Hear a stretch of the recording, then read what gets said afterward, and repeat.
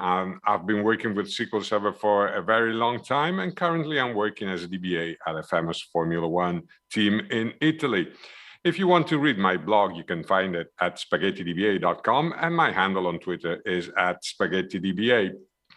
Okay, so what are we going to discuss in these 20 minutes? First of all, we're going to discuss workload analysis in general, and then we will see how WorkloadTools can help you with most problematic parts of accomplishing tasks, like analyzing a workload. So let's go and describe what's the topic of analyzing a workload. Basically, it means capturing all the queries that run against a SQL Server to identify interesting queries. Interesting means probably something that is taking a long time to execute. So the queries that are more resource intensive. So analyzing our workload means finding these queries, probably to start tuning them, or finding which types of resources are more commonly used to go and tune that part of the server configuration. Basically, we have two types of analysis that we may be interested in doing. One is characterizing the server workload as a whole. What does it mean? Basically, we want to identify these long-running queries or resource-intensive queries, looking at the server workload instead of focusing on a particular part of this workload. So the result of this type of analysis is maybe identifying which database is the most resource, the first resource consumer on the server, or maybe identifying which login or which application is the one that consumes more resources. The second type of analysis has to do with troubleshooting an application. So in this case, we do something different, slightly different. Instead of looking at the workload as a whole, we have one part of the application that maybe is not performing very well, and maybe we want to identify which part of the operation performed by the users is the one in the database that creates the problem. So the one that takes longer, and maybe we can identify this part to start tuning it. So let's have a look. When we characterize a server workload, as we said, we want to identify resource-intensive queries. Maybe we want to do this filtering by database, by application, by logging, or aggregating by these characteristics, these properties of the queries being executed on the server. And what are the tools that we have for this? Well, we've been doing this for a very long time in SQL Server, and the main tool for this has been for a long time query stats. Every time we execute a query in SQL Server, the query plan, the query text gets cached inside SQL Server plan cache. And along with the plan itself, we also have a query execution stats. So what's recorded, the duration, the CPU, the number of reads and writes, and so on. A lot of metrics that describe the query execution over time. And if we have a look at the query stats, in a particular instant, what we have is the cumulative sum of the metrics from the SQL Server start. So what we have inside the cache is how long, in terms of duration of CPU or reads, has been consumed up to that point from the SQL Server start. And query starts are great for characterizing a workload, but they suffer from a couple of issues. First of all, this information is not persisted anywhere. So if you restart SQL Server, all of this data is lost. Also, if a query goes out of the cache, so if a plan goes out of the cache for any of the possible reasons that push a plan out of the cache, such as recompiles, changes to the underlying objects, changes to the database settings, changes to the server settings or memory pressure. When that happens, all the query stats is lost along with the query plan. So what are the other options for characterizing a server workload? We have query store that was introduced in SQL Server 2016. And query store saves all the execution data inside the database. It is persisted there. So if the server is restarted, all the data is still inside query store. This time, we don't only have the cumulative data, but we can also see how this data changes over time, which is also very useful. But again, query store needs to be enabled inside each database, which is not always the case. So what are the alternatives to using query starts or query store?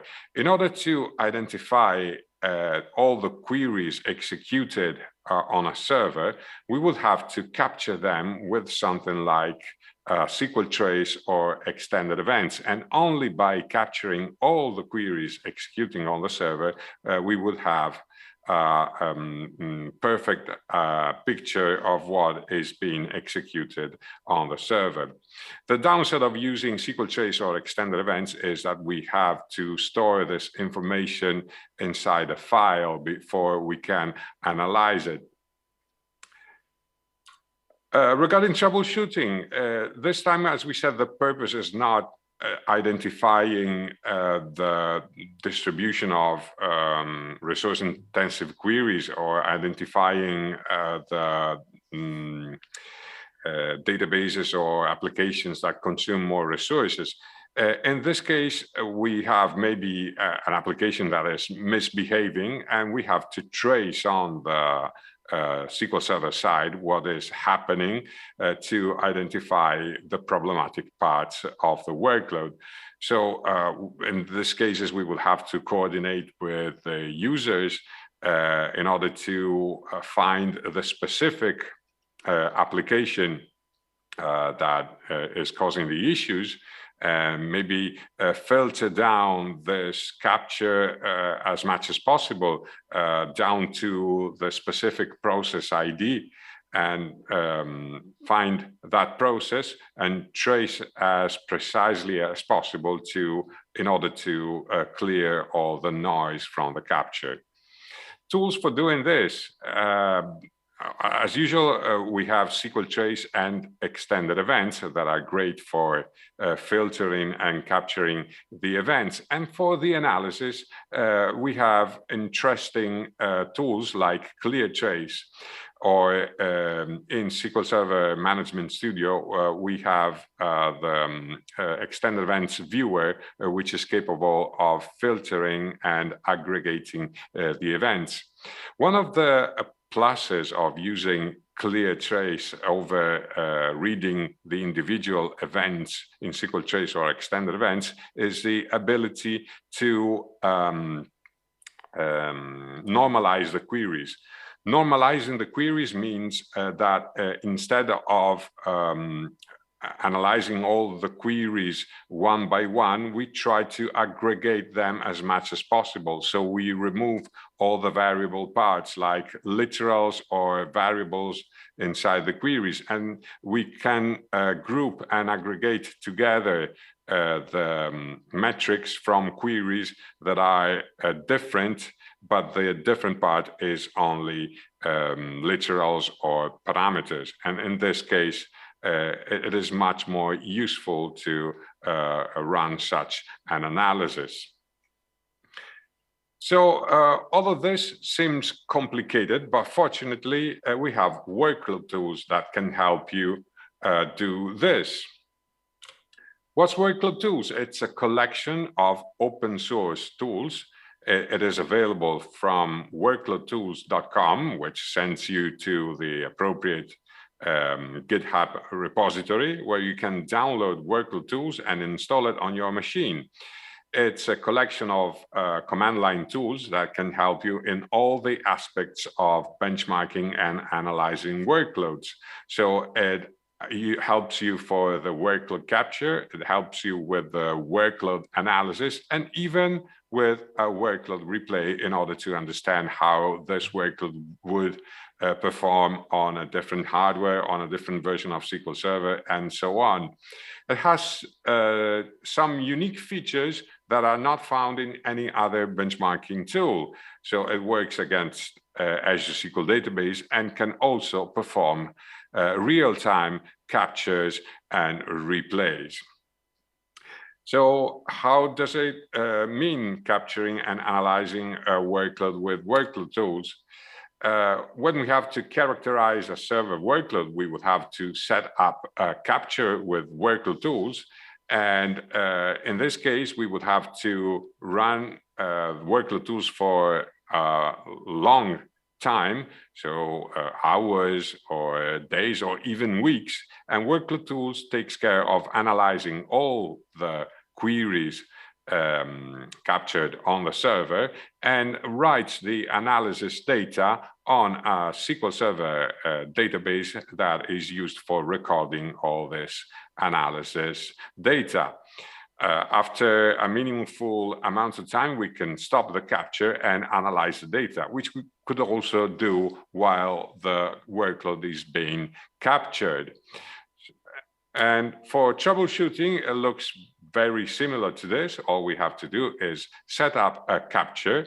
It's not, we don't have to take care of creating the capture, the trace or extended events session manually. Workload Tools takes care of creating this for us. All we have to do is fill in the parameters and the filters.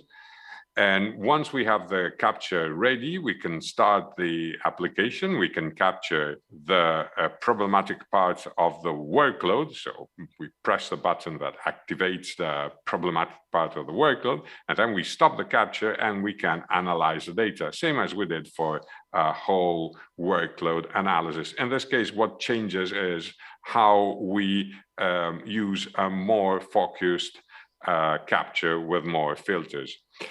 Okay, so it looks simple on paper. Let's try to do that.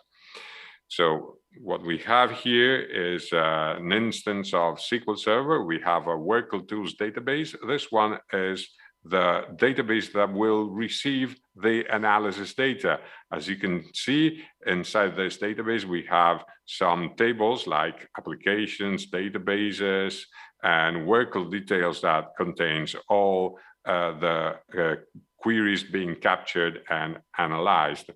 What we need to do is go to workloadtools.com, which we will do. So workloadtools.com, we'll land on GitHub. We go to the releases where we download the appropriate version of Workload Tools. I will use a 64-bit binaries. The browser complains that it's not a usual download, but I want to keep it anyway. And now I can open it. I can go to my downloads and install Workload Tools.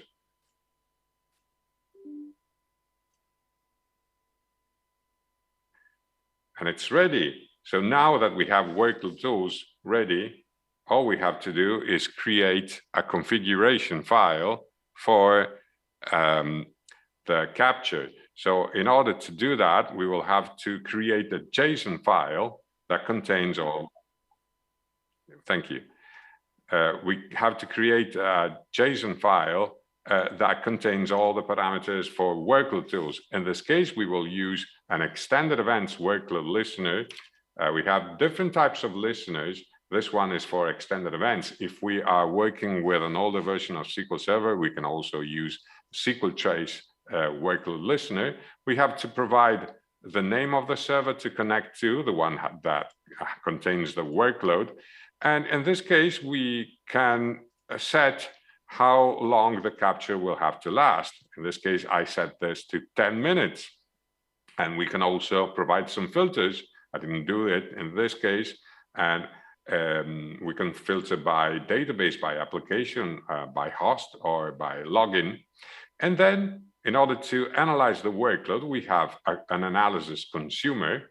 So a consumer that receives all the events captured by the listener, and it will write the analysis data in this database. So WorkloadTools database in the schema analysis.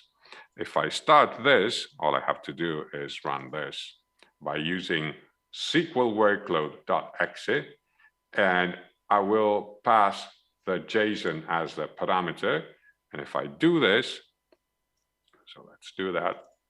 It will start capturing the workload, and it will start writing the workload data inside the analysis database using the schema that we provided here. So it's the analysis schema. Of course, once the data is being written to this database, I can start looking at the data immediately. I don't have to wait for this data to be fully collected. So if I want to run this for hours and hours, I can view the data incrementally. How do I display the data? I will have to call one of the tools included with WorkloadTools, which is the workload viewer. Workload viewer will display the data, and I will show you how this works. If I run it, there we go. It displays the data over time. So this is a CPU consumed over time during this capture. This is a duration of all the queries captured during this interval. And this is the number of batches per second. Here I have on top all of the applications and databases and hosts and logins in this workload, and I can decide which ones to display. So I can filter by using these filters to display the data. In the second tab, I have all the queries captured during this workload. And if I click one of them, I can see the text of the query. The queries have been normalized. So this is just a sample. There's probably more samples with different values for these literals. And then I have the total duration for all the queries captured, which are 5,000 queries. You can see here the execution count, the reads, the writes, and so on. So we have this workload characterized by all these metrics. And if I click the query details, I can see how this behaves over time. If this is not enough for you, we also have a Power BI dashboard to display all this data. So here it shows pretty much the same information, but this time we also have more tabs like the weight and total. So you can, thank you. We also have this broken down, so the weight and total, and we can see that the database that consumes more CPU is the DSP database in this sample. Then we have the master database, and then the same for applications. So it is useful for analyzing the workload as a whole. We can also see the weight stats over time, which is another thing that is collected by WorkloadTools. So in conclusion, WorkloadTools helps you with all the aspects of workload analysis, capturing, analyzing, and showing the data.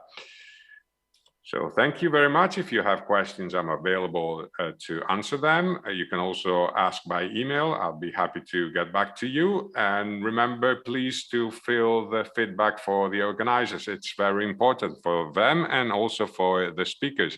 Thank you very much for your attention.